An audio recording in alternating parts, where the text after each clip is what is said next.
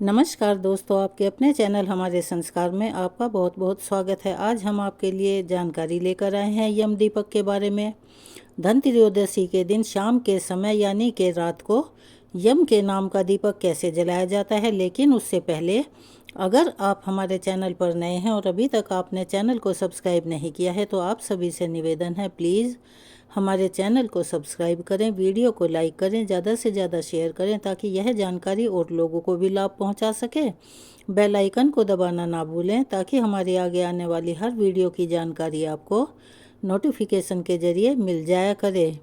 वैसे तो यम देवता ऐसे हैं कि उनका नाम सुनने से ही डर लगता है, लेकिन जब भी हमें मौका मिले या उनके निमित्त हम कुछ कर सकें तो हमें अवश्य ही कर देना चाहिए ताकि उनकी कृपा सभी पर बनी रहे, सभी खुशहाल हों और दीर्घायु रहे। कमेंट्स बॉक्स में जय श्री कृष्ण हर हर महादेव लिखना ना भूलें। जिस तरह से धनतेरस की शाम को महालक्ष्मी जी और भगवान कुबेर की पूजा करने के विधि विधान है, उसी तरह से ही यमराज जी को प्रसन्न करने के लिए उनका भी पूजन किया जाता है। घर की दक्षिण दिशा में एक चौमुखा दीपक जलाया जाता है। इस 4 मुख वाले दीपक को ही यम का दीपक कहा जाता है। ज्योतिष शास्त्र और हमारे वेद शास्त्रों के अनुसार घर की दक्षिण दिशा के स्वामी भी यमराज जी ही होते हैं। यह दक्षिण दिशा उन्हीं को समर्पित है और पौराणिक मान्यताओं के अनुसार धनतेरस पर दक्षिण दिशा में यम दीपक जलाने से यमराज जी प्रसन्न रहते हैं। घर में सुख शांति और आरोग्यता की प्राप्ति के साथ साथ जितने भी घर परिवार के सदस्य हैं वो अकाल मृत्यु से दूर रहते हैं, यानी कि उनके साथ अनहोनी होने की आशंका खत्म हो जाती है। अब प्रश्न यह उठता है कि यम के निमित्त दीपक कब जलाएं? तो हम आपको बताई दे रहे हैं कि वैसे तो आप दीपावली तक कभी भी जला सकते हैं, लेकिन धनतेरस के दिन किया गया दीपदान अत्यधिक महत्व रखता है। धनतेरस के दिन यम दीपक आप किस समय जलाएं? तो हम आपको बताई दे रहे हैं। जब भी आपके परिवार के सारे सदस्य घर के अंदर आ जाएं, उसके बाद उस रात को कोई भी सदस्य बाहर जाने वाला ना हो, तब उस समय आप इस दीपक को घर के मुख्य द्वार पर या किसी बाहर सड़क चौराहे आदि पर या फिर कूड़े के ढेर के पास या गांव में जहां उपले पाथे जाते हैं यानी उपले बनाए जाते हैं जिसे पथवारा कहते हैं, वहां पे भी इसको जला सकते हैं। स्कंद पुराण में धनतेरस और यम के दीपक को लेकर एक संपूर्ण वर्णन मिलता है, जिसके अनुसार कार्तिक मास के कृष्ण पक्ष की त्रयोदशी तिथि के दिन शाम के समय घर के बाहर यमदेव के निमित्त दीपक रखने से अल्पायु मृत्यु का अर्थात अकाल मृत्यु का संशय ही खत्म हो जाता है। यम दीपक जलाने के लिए नए दीपक का प्रयोग भूलकर भी नहीं करते। या तो मिट्टी का पुराना दीपक इस्तेमाल किया जाता है या फिर आप आटे का दीपक बना सकते हैं और थोड़ा सा आटा लेकर उसमें जरा सी हल्दी मिलाकर आटे का चौमुखा दीपक बनाकर जला सकते हैं। इसके अलावा गाय के शुद्ध गोबर से भी आप चौमुखा दीप जलाकर उसमें घी या तेल भरकर 4 रुई की बाती बनाकर, वैसे तो गाय का गोबर शुद्ध ही होता है, लेकिन फिर भी आप दीपक जलाने से पहले उसके चारों ओर गंगा जल छिड़क दें और उसे शुद्ध कर लें। फिर दीप जलाएं और उसके चारों ओर अक्षत यानी कि बिना टूटे हुए चावल पुष्प अर्पित करें।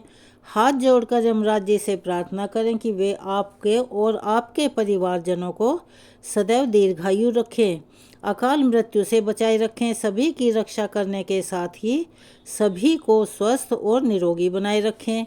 घर की ही कोई महिला सदस्य को यम दीपक को जलाना चाहिए, नहीं तो कोई भी पुरुष सदस्य भी इस दिए को जला सकते हैं, लेकिन अगर महिलाएं जलाएं तो उसका असर कई गुना ज़्यादा होता है। यम दीपक जलाने के बाद घर के हर कोने में इस दीपक को घुमाने के बाद इस दीपक को लेकर अपने घर के मुख्य द्वार के बाहर जाएं, लेकिन इस बात का ध्यान रखें कि दीप जलाते समय आपका स्वयं का मुख भी दक्षिण दिशा की तरफ ही होना चाहिए, क्योंकि दक्षिण दिशा यमराज जी को ही समर्पित है। फिर दीपक को हाथ में लेकर दक्षिण दिशा की तरफ ध्यान करते हुए हाथ जोड़कर यमराज जी को प्रणाम करें। उसके बाद धरती पर जहाँ पर भी आप यह दीपक रखकर जलाने वाले हैं, वहाँ पर आप पहले थोड़े से चावल यानी कि अक्षत या गेहूं का आसन दे दें। सीधा दीपक को धरती पर रखकर कभी भी नहीं जलाया जाता। हमारे वेद शास्त्रों में ऐसा कहा गया है कि धरती माता दीपक की आंच को सहन नहीं कर पाती और ऐसा करने वालों पर क्रोधित होती हैं। इसीलिए आपको कभी भी दीपक जलाते समय धरती पर सीधा नहीं रखना चाहिए। हमेशा पुष्प का या अक्षत का आसन देकर ही दीप जलाकर रखें। आसन देने के बाद आप उस चौमुखी दीपक को रखें, उसमें आप एक सिक्का डालें।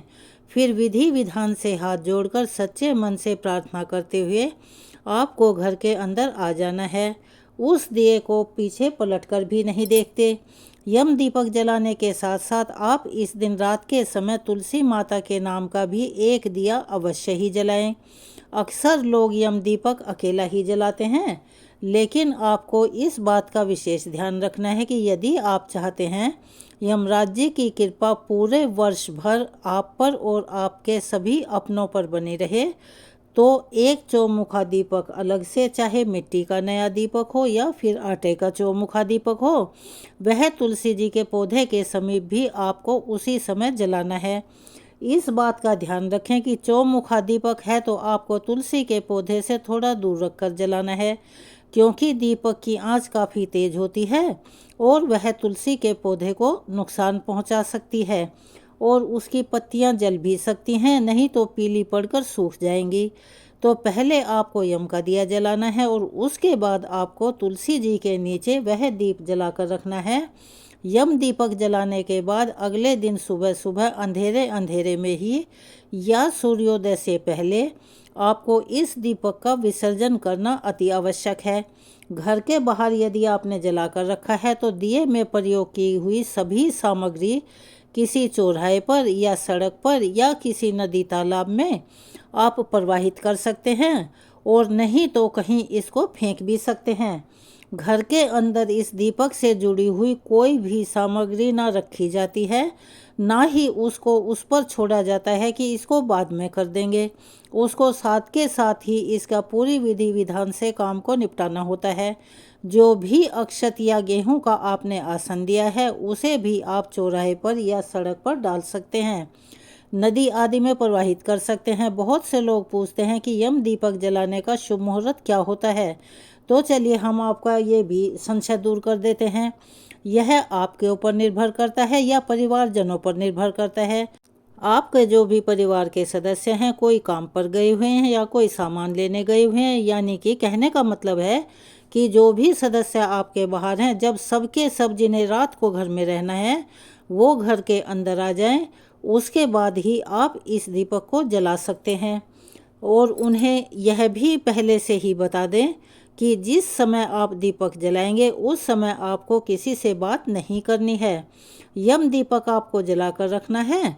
और यह थी आज यम दीपक के बारे में जानकारी। आपको कैसी लगी कमेंट्स बॉक्स में अपनी राय अवश्य ही लिखें। अगर आप हमारे चैनल पर नए हैं और अभी तक चैनल को सब्सक्राइब नहीं किया है तो आप सभी से निवेदन है, प्लीज़ हमारे चैनल को सब्सक्राइब करें, वीडियो को लाइक करें, ज़्यादा से ज़्यादा शेयर करें ताकि यह जानकारी और लोगों तक भी पहुंच सके, उन्हें भी इसका लाभ प्राप्त हो सके। बेल आइकन को दबाना ना भूलें ताकि हमारी आगे आने वाली वीडियो की जानकारी आपको नोटिफिकेशन के जरिए मिल जाया करे। कमेंट्स बॉक्स में जय श्री कृष्ण हर हर महादेव लिखना ना भूलें। अपना सहयोग और प्यार हमें ऐसे ही देते रहें। आपका छोटा सा प्रयास हमारे लिए काफ़ी मददगार साबित होता रहे।